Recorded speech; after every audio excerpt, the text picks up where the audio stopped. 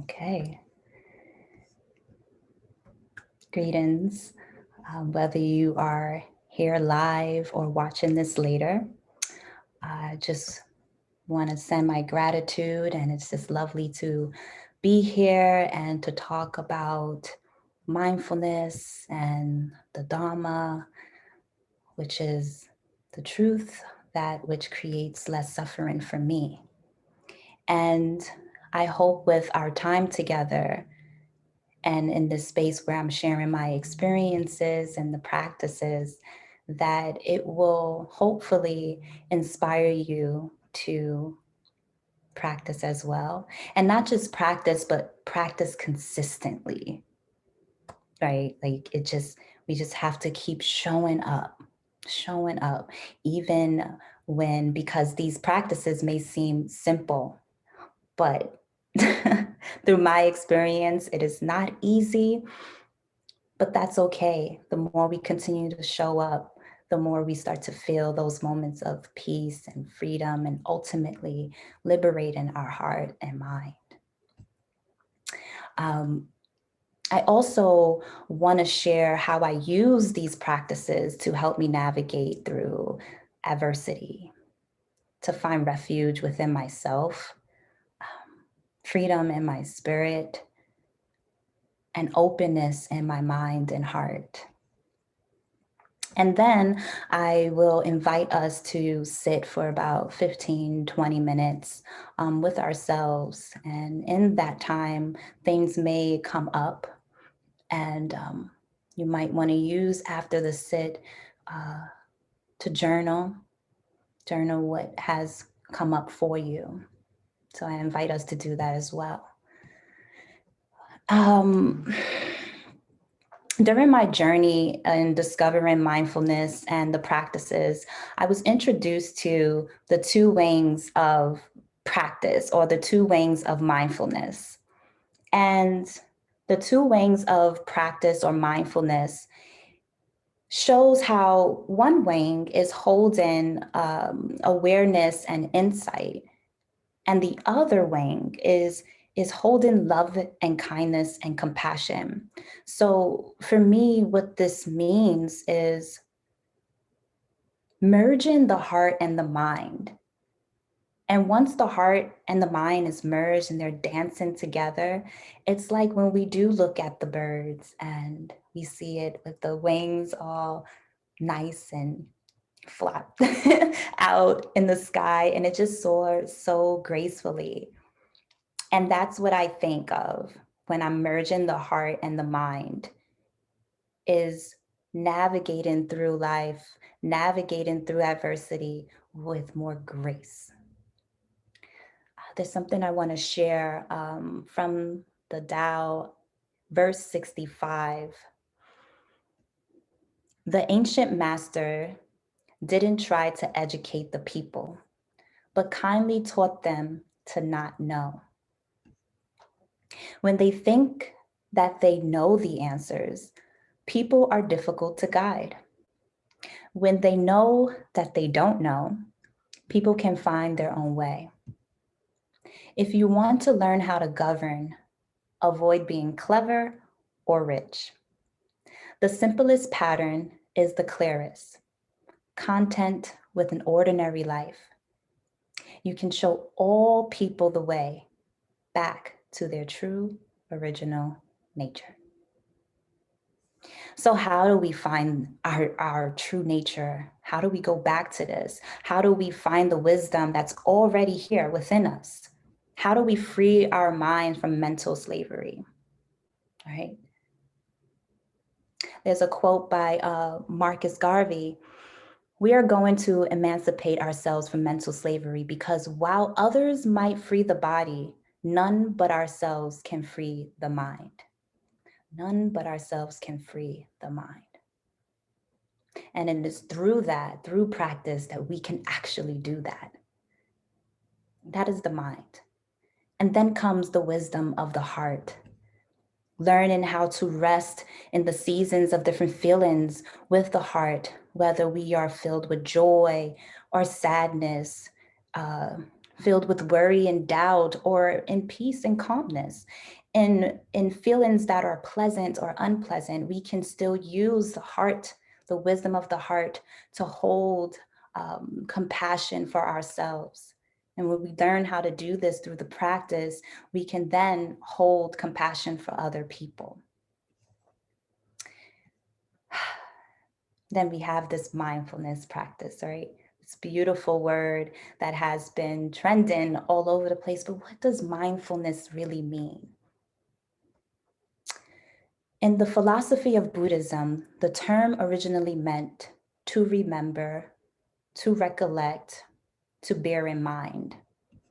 And through my teaching and through my experience and practicing mindfulness, for me, I define mindfulness as the invitation to come back to ourselves, to rediscover our sanctuary, our inner sanctuary, to bring openness and insight, and to, through practice, this feeling of peace and freedom in whatever it is that arises in our moment-to-moment experience. I want to share this quote that I came up with in journaling, and it came to me when there were moments in my life where I had no clarity. I mean, if there's no clarity for me in my experience, I just don't know how to move, where to go, what to do. So in that moment, I said in my journal, if there's no clarity, sit in stillness, rest in stillness, and see what happens. For me, through this journey, I recognize the complexities of our experience. And whether we realize it or not, we are affected by all kinds of experience, the good, the not so good, or pleasant or not so unpleasant. But it's not just about like the complexity of the experience.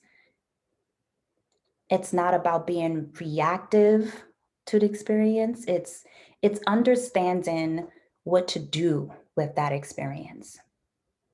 It's how we gain this insight.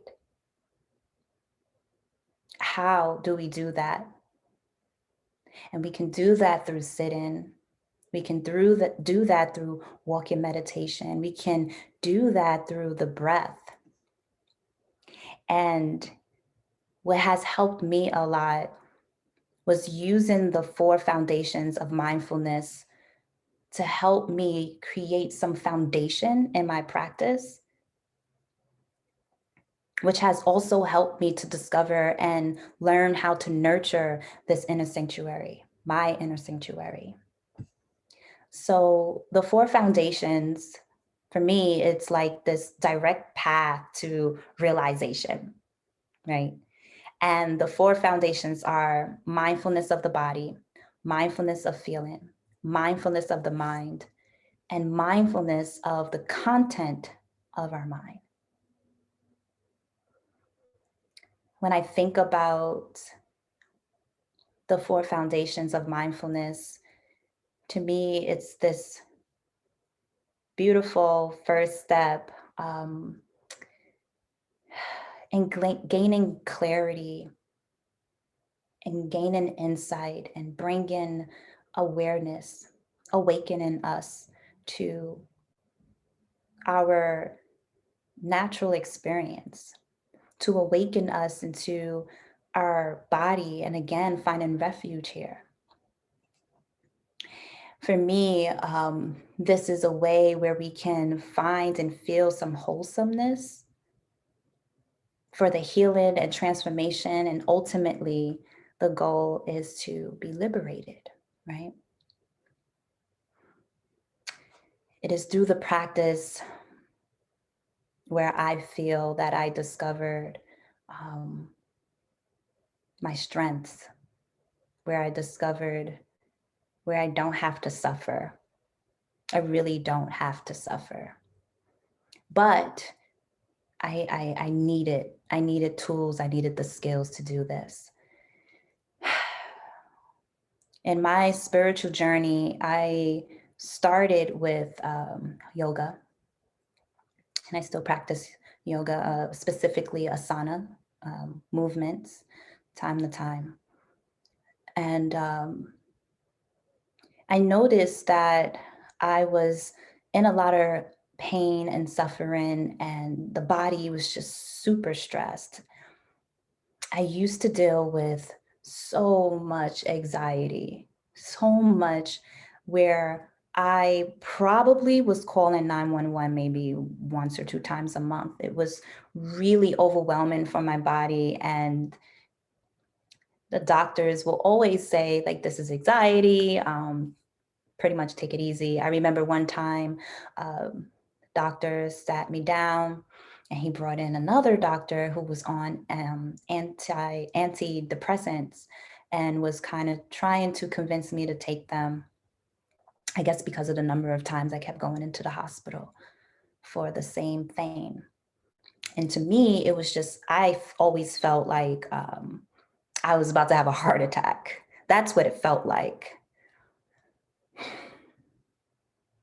I remember one day, this was like the worst panic attack I've ever had. And I was doing something very simple. I think I was like making smoothies or a sandwich. So I was in the kitchen and I felt this sensation in my body. And I was like, oh, it's about to come again. And this time it felt so different. It felt like this was it. This is it. I'm alone and there's no one here. There's no one here to help me. This is it. This is the day. That's what it felt like for me. And I remember walking slowly to the door and the heart is just racing. It's just going so fast. And I'm just like in tears and I'm just like, I need help. And I opened the door and entered the hallway. So I lived in an apartment. So there's other apartments. And I go out into the hallway and I'm knocking on the neighbor's door. No answer. I go to across the hall, knocking on the neighbor's door. No answer. And I'm scared and the heart is like just going crazy. And I'm just like, oh my gosh, there's no one here to help me. And I remember trying to make it to the elevator. And I just slid down on the wall and sat there and just kept saying, help, somebody help me. And I kept doing that for a while. And finally, a neighbor from the sixth floor came down and she's like, ma'am, are you okay? And she just sat with me, gave me water, called 911. And it was the same story once I got there. I was stressed. I was depressed. I was stressed. I knew this.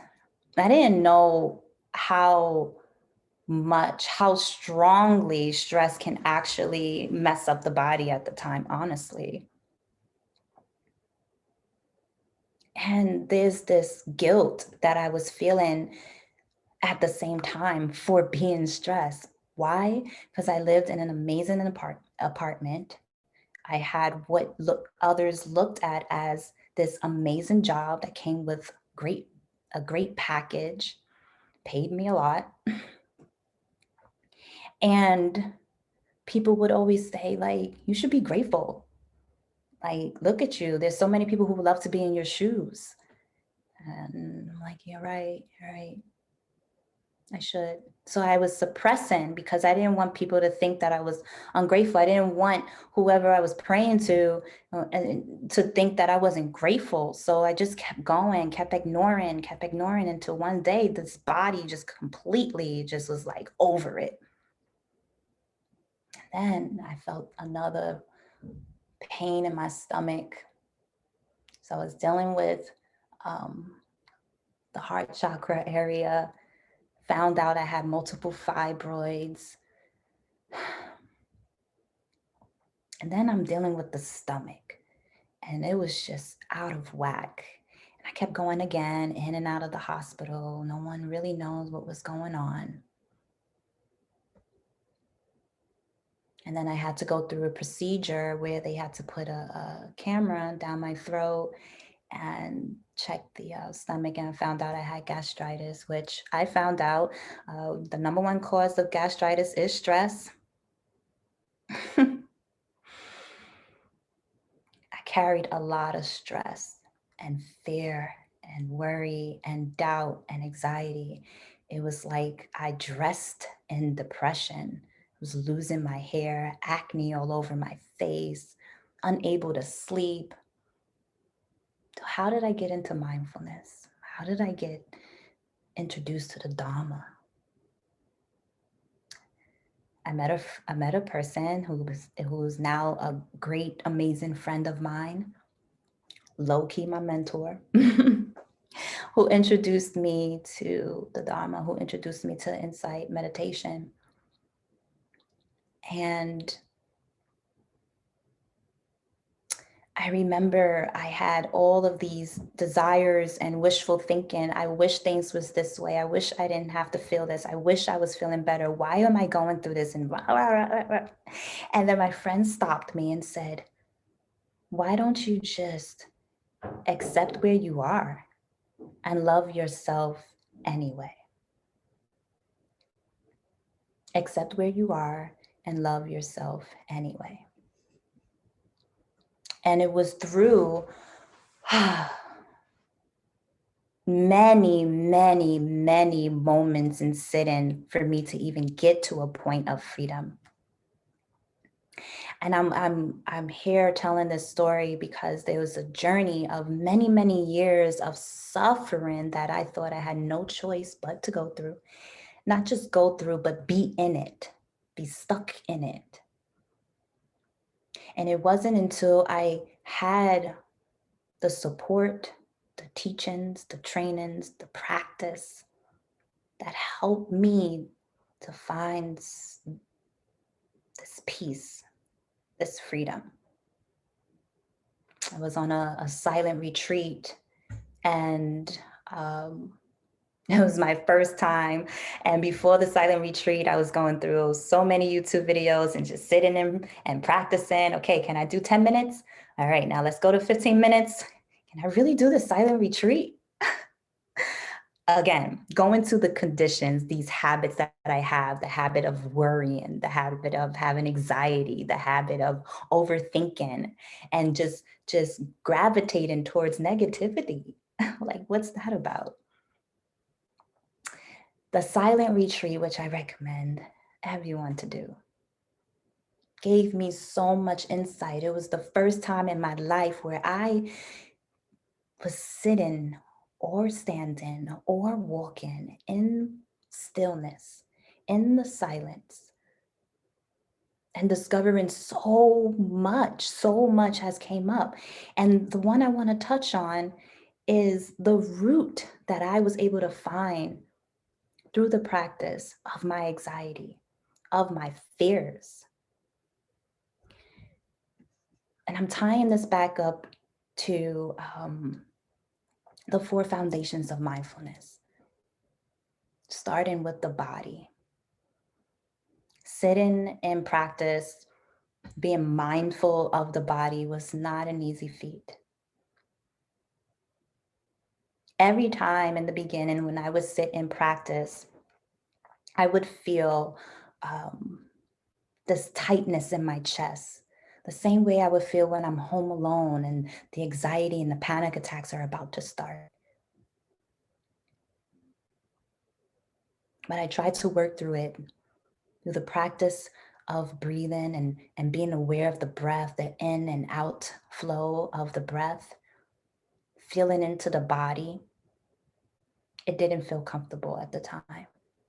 It felt super tense and tight, suffocating. And then I went through practice, the second, which is mindfulness of feeling. I kept thinking, I have this procedure. I don't know what's going on with my heart.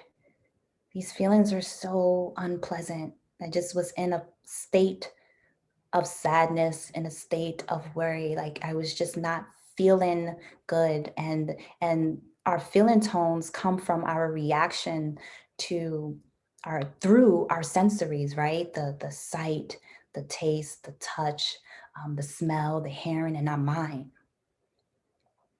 The feelings can help us control the nervous system as well as the breath.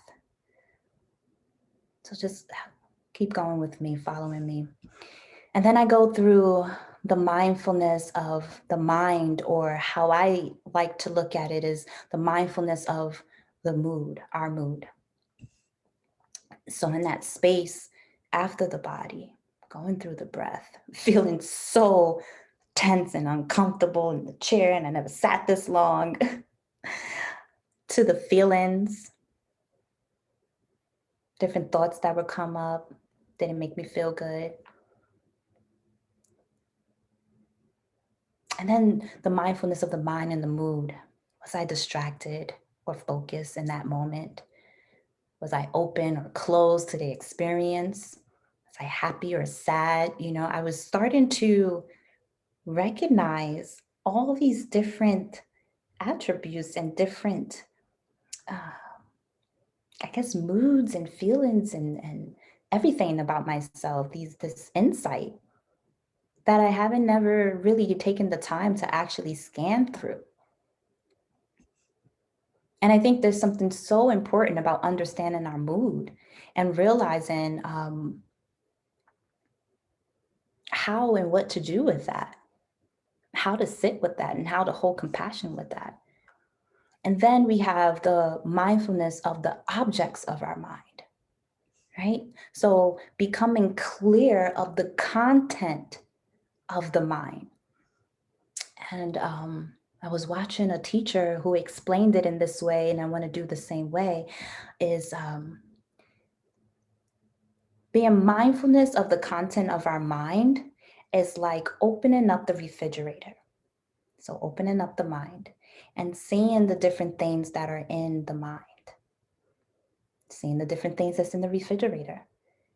And the things that you're seeing in the refrigerator, are those the foods, the drinks, whatever it is, are those the things you want to feed your body? Are those the things you want to give out into the world? That's how it was explained to me, and it makes so much sense.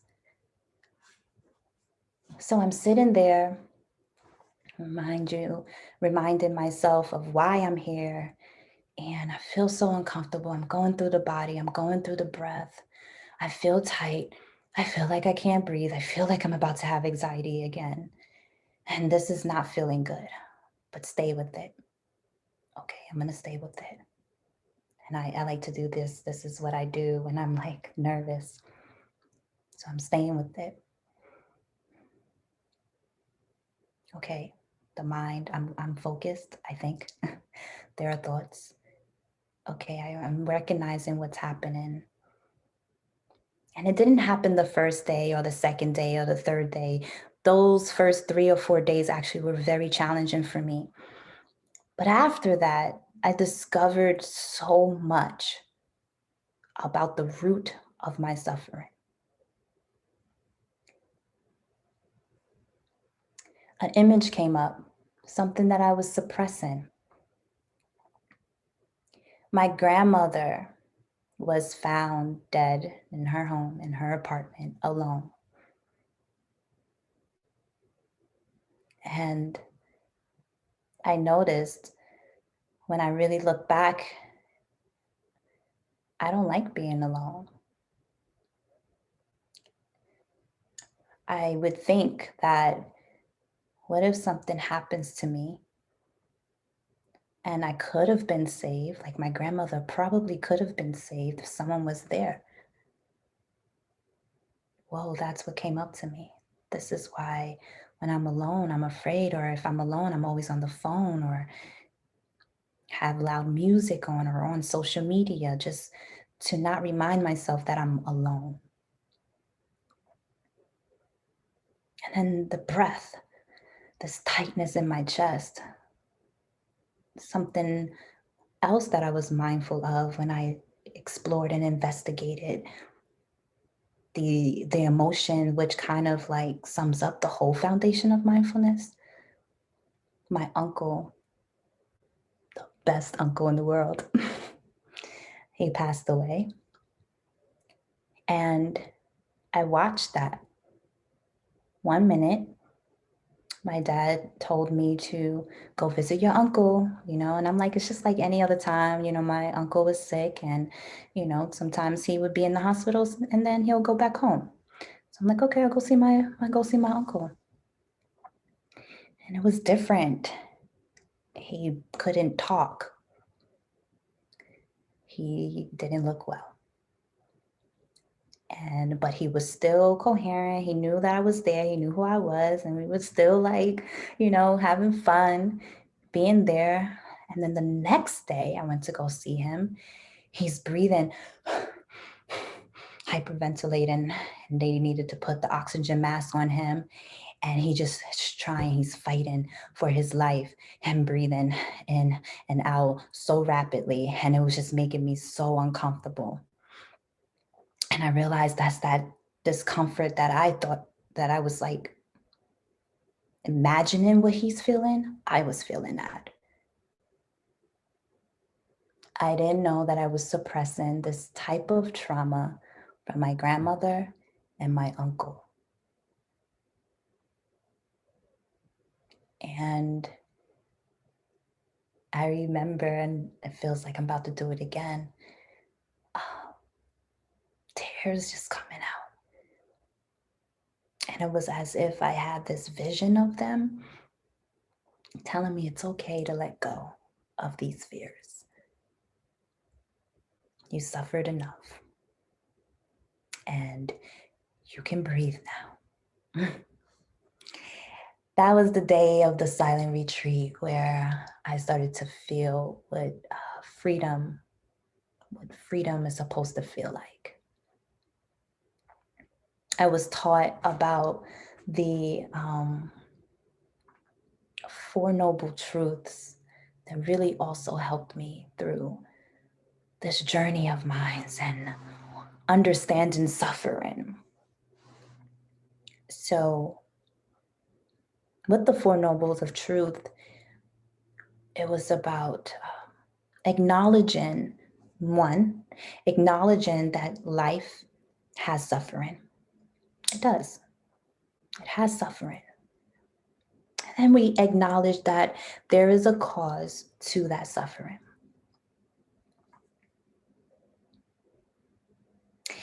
We acknowledge, number 3, that suffering is not the end of the story. It's not. And then 4, acknowledging that there is a path to move from suffering into freedom. And that is what this practice has done for me.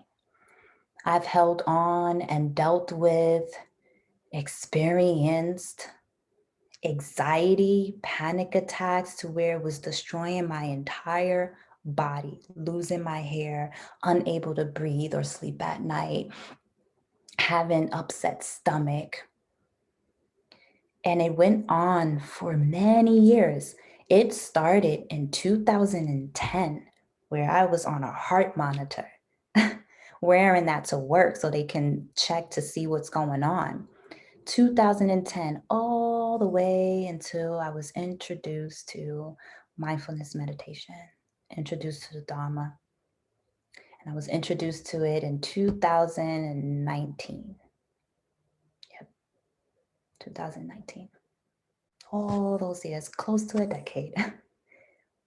And because I was determined, I didn't want to suffer anymore.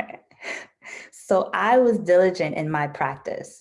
After the silent retreat, started to join sanghas and recognizing that I needed that support system. I did that. I practiced. If I couldn't make it to a sangha, I put it on YouTube or set my timer and I practice so much. And I have to say, I have not called 911 since that silent retreat. So let's recap, right? I was able to use the 4 foundation of mindfulness to help me build a foundation to have structure in my practice and to use those structures, those foundations to help me bring realization to the truth, to my truth. I had to be mindful of the body, mindful of the feeling, mindful of the mind, and mindful of the content in my mind. I had to be with all those levels and learn how to hold compassion, loving kindness for myself first. And that wasn't the only thing that I was healing from and growing through. There were so many other things that had came up for me. And then I had to keep practicing and keep practicing. And there are the day-to-day life, the day-to-day experiences. But what this practice has taught me is not only healing from past trauma, but also learning and having the capacity to have compassion for myself no matter what is arising for me. It is teaching me still to be investigator, right? To investigate what is happening in my day-to-day experience. I still have a lot of healing to do, but there's something so beautiful because of this practice where I'm able to heal, grow, learn, experience without suffering. And there was a point in my life where I didn't understand this. It was like TV talk to me. Like, what? Like, we're all suffering. What do you mean?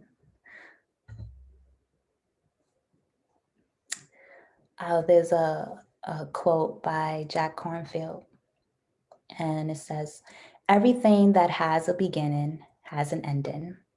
Make your peace with that, and all will be well." So I want to invite us to sit with ourselves and to remember the 4 foundations of mindfulness and to use that to help us with our practice. And with the first one being the body, mindfulness of the body. And when going through your sit or experiencing your sit, just noticing what the body feels like as it's sitting. We want to use the breath. There's something beautiful about the breath being our first anchor to coming back to our moment-to-moment experience, because it's the easiest vehicle in which it brings this invitation to our body, right? The inflow and outflow that's just happening naturally. And we can start to recognize the breath and use the breath to help calm us down in our experience, right? Whether we're sitting or out there in the world. When we are able to use the breath as an anchor to bring us back to our body and to help us bring harmony and calmness to the body, it can actually make the other parts of meditation that much simpler. And next we have the mindfulness of feeling, not the mindfulness of the emotion, which emotion to me is like what makes up all of the foundations. But here, the feelings is this unconscious reactive response to what is happening. And recognizing if those reactions are pleasant or unpleasant or neutral. And then we have mindfulness of the mind or mindfulness of the mood, which is recognizing in our moment of sitting, are we distracted or focused, happy, sad, calm, irritated, connected, disconnected. And then we have mindfulness of the objects of our mind, becoming clear of the content of our mind, and using that to actually be the investigators of what's happening. So I'm going to set the timer. We'll do it for 15 minutes of sitting. And just be with yourself again. We are practicing mindfulness, which is bringing awareness to your experience, to your moment-to-moment experience without any judgment. Right? Or just coming back to our home base.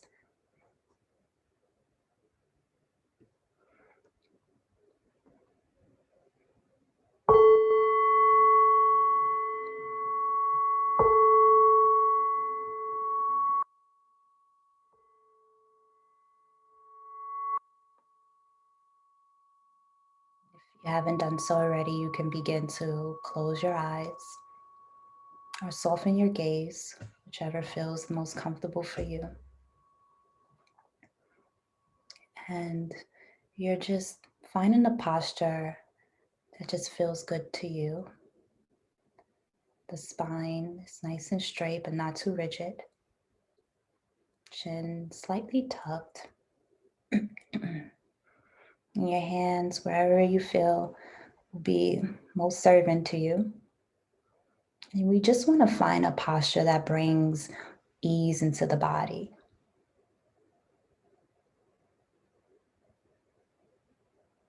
Going through 4 foundations of mindfulness, starting with the body. We want to use our breath and recognizing this breath that flows through us. What does the breath feels like to you? Where can you most detect the breath?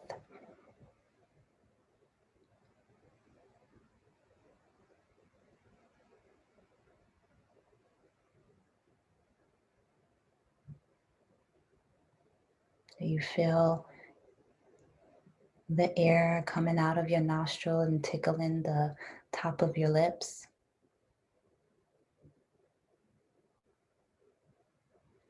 Do you feel it in your chest? The rising and falling of your stomach?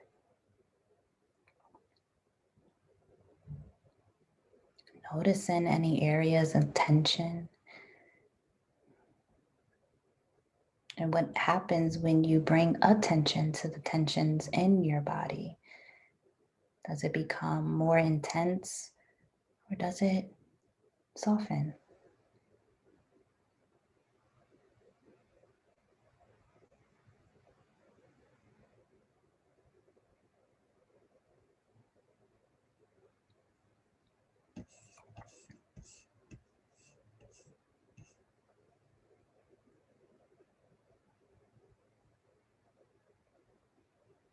We can also use bodily sensations. You may start to feel cool or hot. Maybe your buttocks are hurting. Just feeling what the ground beneath you is like. This is just your moment to feel into the body and what the body is experiencing in live time.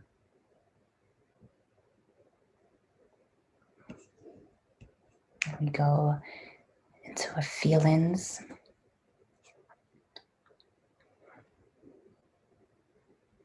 What are you feeling right now? And is what you're feeling pleasant or unpleasant or neutral? What are you feeling right now?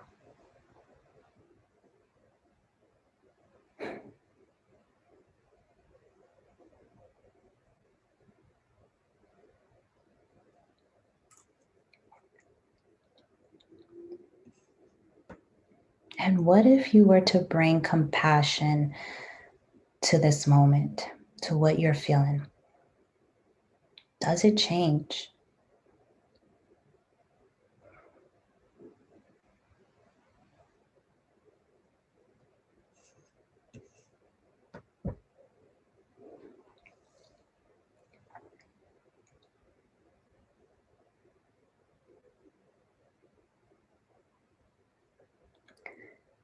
Bring in mindfulness to our mind. Recognizing if you are opened, is the mind opened or closed? Is the mind focused or distracted?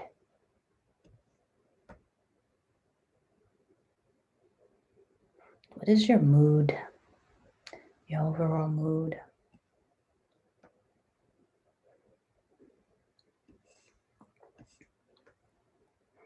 And what mood of mind are you in right now? And just ask yourself, is this the mood I want to continue with throughout the rest of the day? Is this the mood I want to continue with throughout the rest of the day?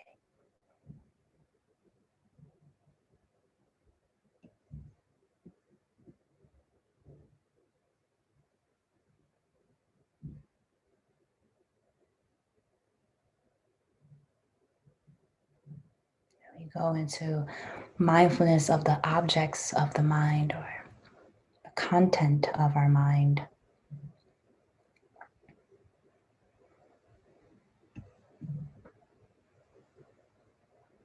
Observe the content of your mind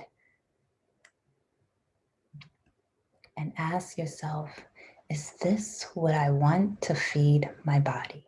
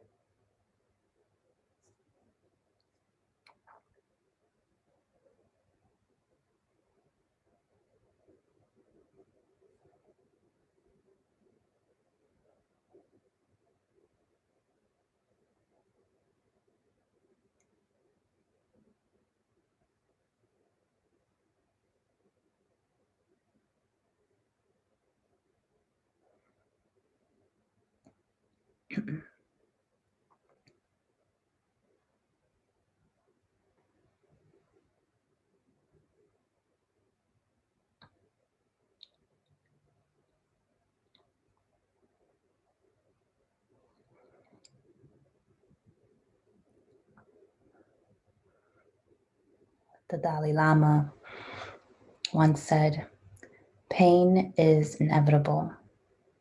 Suffering is optional."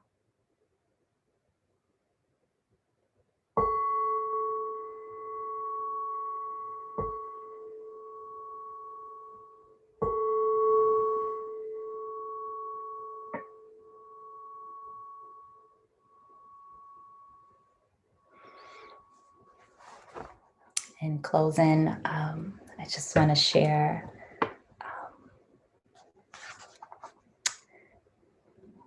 or extend this radiance of love and presence and allow us to feel that love and presence within our heart space.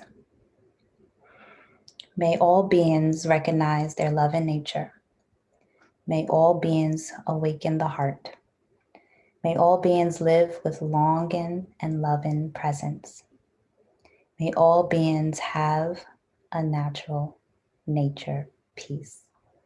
May all beings awaken the heart and be free. So I thank you. Thank you for watching. Thank you for allowing me into your space. And may you be well.